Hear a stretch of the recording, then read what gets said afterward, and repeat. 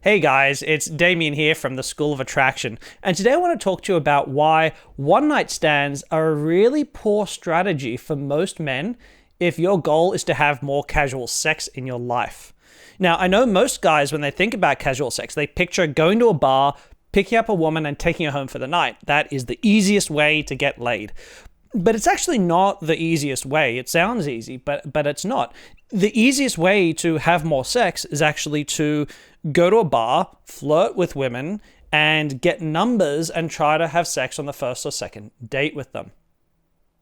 Now, I know that's going to sound a little bit like, what? Really? Isn't that going to get you stuck in the friend zone? Isn't that going to get women wanting to be in a relationship with you? The answer is no, not if you follow some guidelines, and I'm going to talk about that here. If you imagine two different guys, guy A and guy B, and guy A is going to do the going to bars, trying to get one-night stands thing, and guy B is going to instead try to get dates, what you will inevitably find is guy A will face a lot more frustrations and things going wrong all the time than guy B will. Guy B will go out constantly feeling like he's getting some success, because even if he's not getting sex, he's starting to get numbers, he's starting to get dates. There's an obvious progression that he can see, like where things are slowly and steadily improving towards sex being the outcome. Whereas guy A will not see any results until he gets the actual sex. And that is a really difficult journey for a lot of guys, because you end up facing a lot more rejection with strategy A than strategy B. But also, if you understand the female psychology of what's going on. So most women are not going to bars. I'd say 95 at least percentage of women aren't going to a bar thinking, boy, I hope I meet a hot guy to take me home. Right? And women do this sometimes. I'm not trying to pretend that's not real, but that's not the normal. That's not the average. Most women are going to bar primarily thinking, I want to hang out with my friends. I want some validation from guys. I want to feel hot. I want to feel pretty. All that stuff's happening, different things to different women, but that general concept, it's not, I'm hoping to get laid tonight. So the intent for them is not to go home with a guy. So for most women as well, even women open to casual sex, and there's plenty of them, most of them want emotional connection to go with it, or something of emotional. In other words, they want to actually genuinely like the guy, not just think he's cute, right? So him being hot isn't enough for her to want to sleep with him. And it is for some women, and the guys who are really hot, they shave that percentage off the top, right? Because they go, well, I'll just pick up the women who just want the hottest guy they can find to get laid. But again, that's not the average. I know that's what tends to be shown a lot, like when we were even in movies, TV shows, or when we're in a bar. But that's not the norm, okay? And this is where things can get confusing for guys. Most women aren't in that space. And so instead what you're doing, if you're connecting with women, so going out to a bar and actually connecting with, like trying to get to know, having fun, flirting, banter, the whole process is enjoyable and very likable and fun, what happens is she's far more likely to then be open to casual sex when all that's occurred. And yes, you can squeeze it into a night, and I'll talk about that in a little bit, but it's much easier to elongate that process. Hey guys, just quickly, I was cutting up this video and I realized I missed out something vital.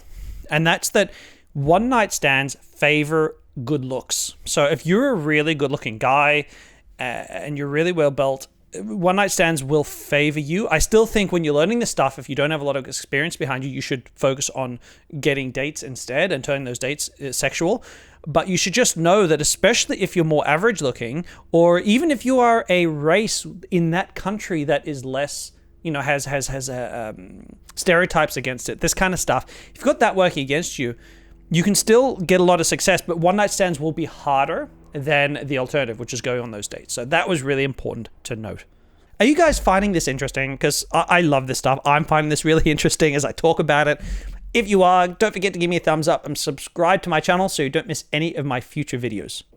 A number of guys are going to be saying, there's probably two things guys are going to be saying here. They're going to be saying either A, wait up, Damien, that is a whole lot of work when you might not even have sex with a woman, right? That is going to be way too annoying. All that, I don't want to have to take a girl on a date and make all that talk and have all that chatter. To which I'll say, if you can't have fun flirting, bantering, getting to know a girl, if that process by itself can't be fun without the sex, that's your problem right now. Because if you can't find that fun, you're going to struggle to get one night stands anyway, but you'll also struggle, you're just going to struggle in general. You have to have fun. Like, you have to genuinely enjoy the process of connecting with another human being. And if you've detached from that because the fear of rejection is too high, because you're love avoidant, whatever the reason, you need to deal with that first. Because one thing I've learned is that making women feel like, because it's true, like I'm not faking it, making women feel like I genuinely like them, like I'm genuinely enjoying their company, helps me get women sexually interested in me. Okay, so it is really critical. So if that for you is boring, you need to find your way to connect and enjoy that by itself first. The second thing that I know a number of guys are going to be saying is, well, wait up, isn't that going to lead to the friend zone happening a lot of the time? Or if not the friend zone, then women thinking that they're going to be in a relationship with you. To which my answer is that can happen, but there's a couple of things you need to do to avoid that. The first thing is you need, when you're talking to a woman in a bar, right, even if you're not looking for a one-night stand, you need to make clear that you're not looking for a relationship. So that's really critical. You need to set the stage. I've talked about this in other videos as well, but you've got to set the stage with her. So you've got to say, if I'm talking to a woman in a bar, I'll often say something like, at some point in the conversation, I'll say, you know, it's interesting. I'm really enjoying being single right now. Because I get to focus on my career, I get to be really selfish with my time and work out, really what I'm trying to do with myself. And it's a really great period, because it's nice when you don't have to be looking out for someone else's best interest, and I don't want to be a shit boyfriend right now. So it's a really good time. I'm liking this. So it's not sleazy, it's not creepy, it's not overly sexual that you're going to push someone away, but it's letting women know, any woman you're talking to, I don't want a relationship now. I'm not in that space. So when you do that, that's a critical thing you need to do. And then you still need to do sexual banter. So sexual banter, a little bit of playfulness around sexuality is always important. If you don't do that, you can slip into the friend zone. And this is how guys slip into it, by not engaging with that stuff. So I'm still going to be saying sexual jokes. Like I might say, I got to say, your eyes are really stunning. Like, they're absolutely stunning. Right? And then I'll leave space for an awkward pause, an awkward silence if there's going to be one. And then I'll say, I like them almost as much as that cute butt you've got right there. Right? So it's that little bit of banter, and she'll usually laugh and thank me. And if she's not enjoying the sexual banter, then she's probably the wrong girl, right? This is part of how I'm screening anyway. So I'm doing this stuff and having fun with the interaction. By doing these things, I'm making it clear, hey, I'm sexually flirting with you, and letting you know that I'm not wanting a relationship, right? So that frames everything appropriately so that when we have our dates, we kind of know the direction it can go. So those things are important. But if you do that, you're going to get those results far more quickly. One more thing that I think should be said, because it comes up in comments and feedback from students or questions from students that I'm coaching along the way, because, I do these weekend boot camps, especially down in Sydney or up in Gold Coast in Australia, and I get this constant question of, well, wait up, I need to sexually escalate, because sexual escalation, if I don't, women will be less interested in me. But actually, more often than not, by the way, guys, sexual escalation will kill your attraction rather than build attraction.